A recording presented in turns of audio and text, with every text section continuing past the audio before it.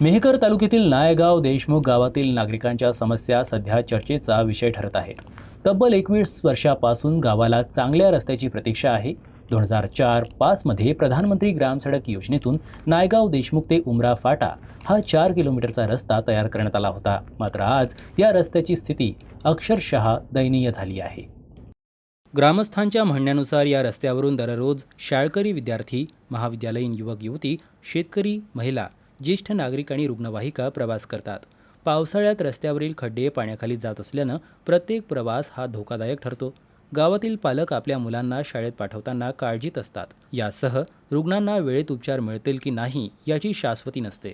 निवेदनात रस्त्याची तत्काळ तांत्रिक पाहणी, नूतनीकरण, डांबरीकरण आणि नागरिकांच्या सुरक्षिततेसाठी आवश्यक उपाययोजना करण्याची मागणी करण्यात आली आहे. तसेच निवेदन प्राप्त झाल्यानंतर 7 दिवसांच्या आत ठोस कारवाई न झाल्यास भारतीय संविधानाच्या चौकटीत राहून लोकशाही मार्गानं आंदोलन करण्याचा इशारा देण्यात आला आहे.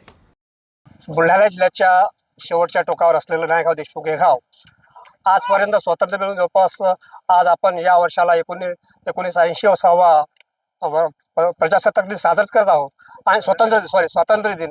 तरी पण आम्हा नागरिकाला, या या सर्व मायबाप जनतेला रोडसाठी जर पायवाट करायला लागत असेल आणि शासनाकडे वारंवार मागणी करून सुद्धा काही न मिळता फक्त शासनाकडून आम्हाला एक आश्वासन मिळतं, लोकप्रतिनिधीकडून फक्त आश्वासन मिळतं. जनता ही फक्त नायगाव देशमुखवासी जनता ही फक्त आश्वासनाच्या भरोशावर जगत आहे.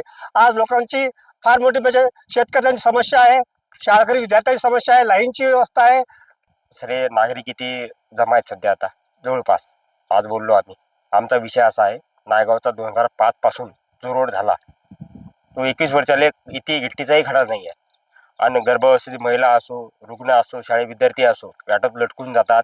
आणि आमच्या गावले बस बी नाही आहे. आमचे मुद्दे खूप आहेत, आम्ही एक घेऊन चालला. पण आमचा मुद्दा पहिले आहे रोडचा.